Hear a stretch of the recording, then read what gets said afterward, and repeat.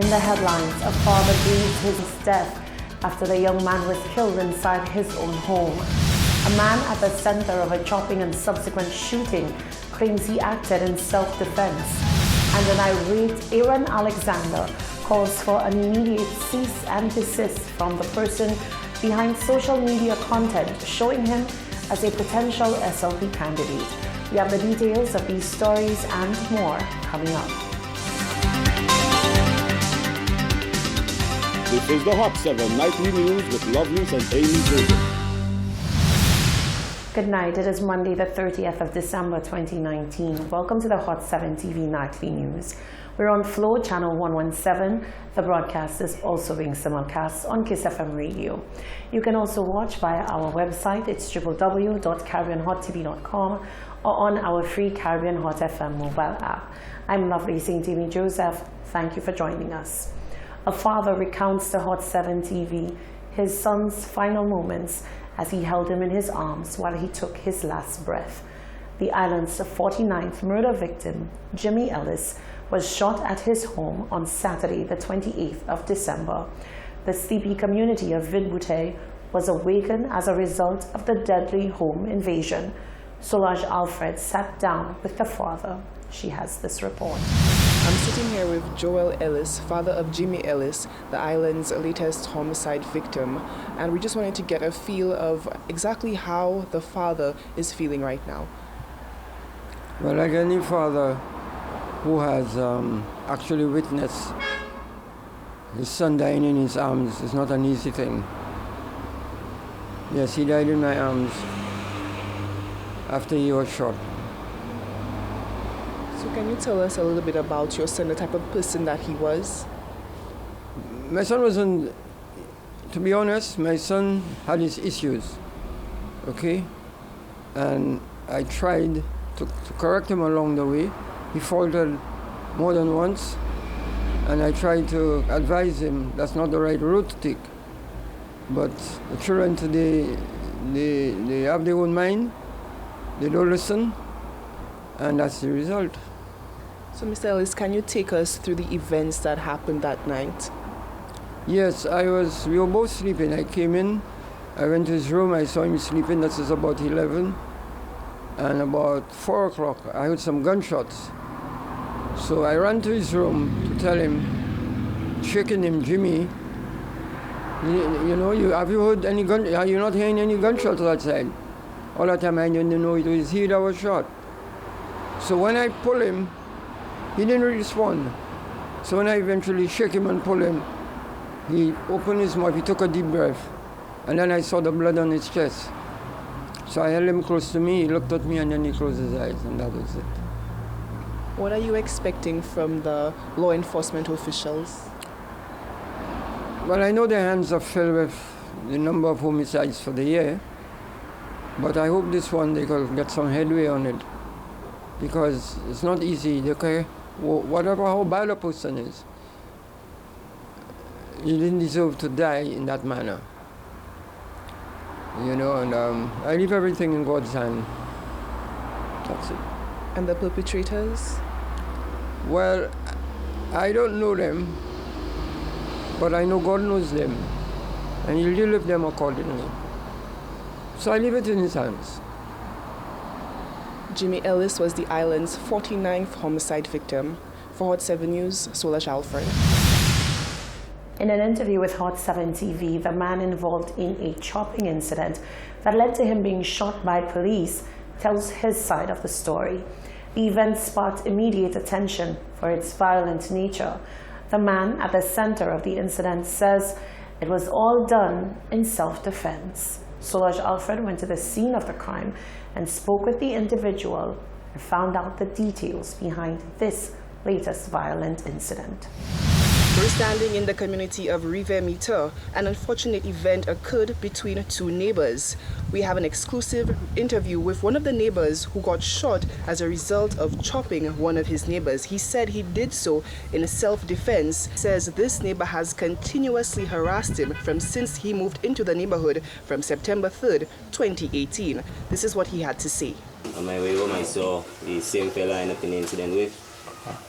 walking up the road, like, you know, he was getting on like it's wrong, kind of it. You know, so I on my business. Then I pass him straight. When I pass him, he say about, I say when you pass him, you pass close to me. Yeah, so I tell him I always looking for trouble with me. When you see me look for trouble with me, I just look for trouble with you. Check the man rushing me, resting on me, all kind of thing. So I push him out. From there, he got his own, go and take his bottles and thing. So in all of the rage, because he say he killing me, all kind of thing, I went home, I take my cutlass, and I come back in the trap. And he come down, he come by like, by the roadside. Yeah, so then, when I was speaking to the officer that lived by the road, so then I told the officer to warn Godwin, because all always see me looking for trouble with me, I always warning you for him, because that's not the first time I warned him for him. Yeah, so then he tell me something about, you know, right now he off duty or something, go to the station, he's a motor station or something, so. So then, while I turned, I saw Godwin coming on me with 2 bottles. So when he came with 2 bottles, I tell him what happened. Check, so then he started walking down a little, like away from me. So I tell him, then he saw his nephew coming. Then he sent the first bottle. So when he sent the bottle, I ran on him and I gave him a lash of cutlass, like another chop. A lash of cutlass. So then the nephew rushed at me now. When he saw, like, you know, I raging and then he stopped. Yeah, so then he tell me, like move around my grandfather, because I was just like outside the grandfather house by the police home there. Because they live right next door. So from there, I go more by the road. Then both of them rush on me by the road. The nephew send like 2 bottles behind me. Then the uncle now, the one I was in the thing with, he sent a bottle, hit me by my head. I got a busted and I start seeing how much blood spraying. Yeah, I start feeling away like I'm going to faint. But then I just keep the strength. Yeah, so then, you know, he keeps saying like, I'm killing you. So the nephew keeps saying, bust down my head. Like, you know, send the next bottle. So then when I see, like, you know, he pushing speed, like coming towards me. Like I run more towards, like on the road. In the middle of the road. So then he started running on me, both he and the nephew, sending bottles. Yeah, so then the nephew pick up 2 bottles, he sent them after me. But he was behind the uncle. But the uncle keep running on me like he want to reach close to me, like to make sure he hit me. So I myself, I didn't want to turn my back on him. Next thing, he man give me a bullet from the back, or, you know. So I face him and I start rushing on him, you know. Yeah. So then he sent the bottle. When he sent the bottle, you know all the rage I had, like I just swing the cutlass. When I swing the cutlass, I see like his face. And all I know, like from there, I just hear a gunshot, and I just feel like my leg get kind of numb. And from there, the officer, like, I turn towards it to face the officer so I could speak to him. So the officer tell me, drop the cutlass. You know, he tell me, go on the side of the road. So I go on the side of the road. He tell me, drop the cutlass. I drop the cutlass. He tell me, kneel down. I kneel down. And that was it. He came and talked to me, my friend, a lady next door, from him. She came and bandaged him. Incidents of choppings have been on the rise in St. Lucia in the month of December. The Royal St. Lucia Police Force continues to urge residents to exercise restraint as we move closer to the new year. Reporting for Hot 7 News, I am Solange Alfred. The situation with crime in the country is a major concern to all, and given the number of crimes against businesses of late, it is of particular concern to businessman Evaristus Jamari. He says the alarming crime rate in 2019 has to be curbed moving forward into a new year. On the threshold of a new year, many are reflecting on the challenges that the country has faced and continues to face, and the way to address these challenges. A major issue throughout 2019 was that of crime, homicides, armed robberies, car thefts, and even petty crimes. The business community bear the brunt of armed robberies, some turning deadly. Businessman Evaristus Jamari says moving forward into 2020, the situation necessitates an intense, multi-pronged approach. Like a lot of our societal problems, they require group action, and it's because they are bigger than the individual. So interventions by individuals is almost ineffective. So I would encourage, and I'd like to see a lot more of businesses coming together, whether in a subsector, it's a petroleum sector, you have a retail sector, the Chamber of Commerce, at all different levels. But I think there's a need for more, making a stronger case for groups to come together who have common interests to address those problems. Shamari underscores the responsibility of government to implement social safety nets to ensure that the correlation between poverty and crime is not exacerbated. Human needs, basic human needs, need to be met, and sometimes that could override your moral judgment, because you just need to survive before you can start talking about doing, reaching out to other people and doing the right thing. So it is a factor, I have no doubt. But we should not place our people in that situation where they have to choose between doing what is morally right as opposed to feeding themselves or getting food for their children or finding a roof over there. We should not put our people in that. And that is why it is very hurtful when you see at the higher level the limited resources of the country are being wasted and frittered away when you have people at a very low level cannot meet basic needs.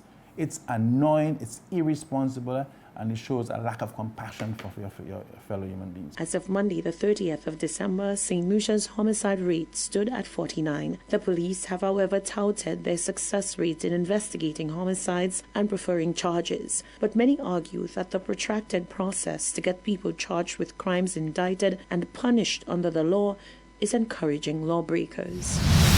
A viral image has become a vexing issue for the president of the Ayanola Council for the Advancement of Rastafari, Aaron Alexander. The image seemingly alludes that the leader is on the ballot as a candidate for the opposition St. Lucia Labour Party.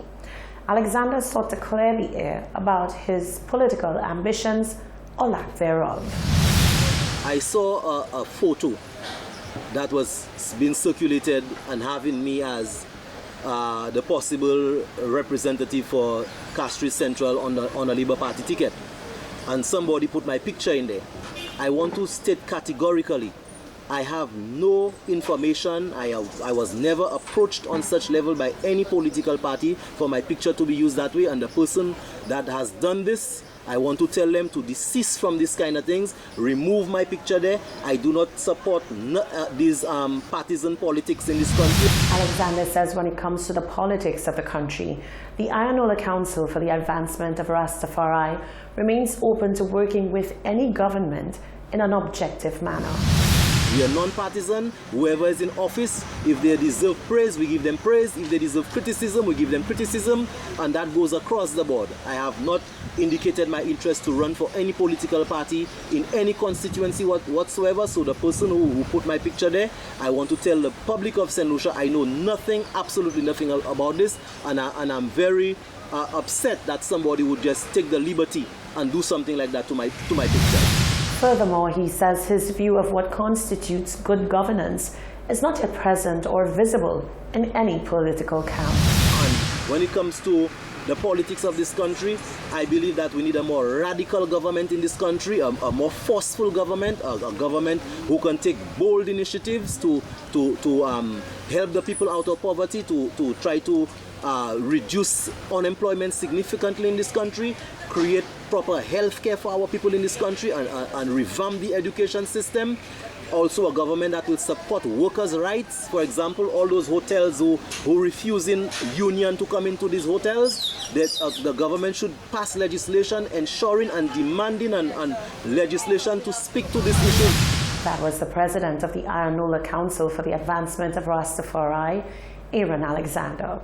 This is the Hot 7 TV Nightly News. Still to come, a local taxi operator rails against what he says is an undercutting of his profits. Attorneys for the family of Botham Jean say the state should be held responsible after a judge struck out a lawsuit against the state. And New Year, New You, are you making any resolutions for the new year? We'll find out. Stay with us.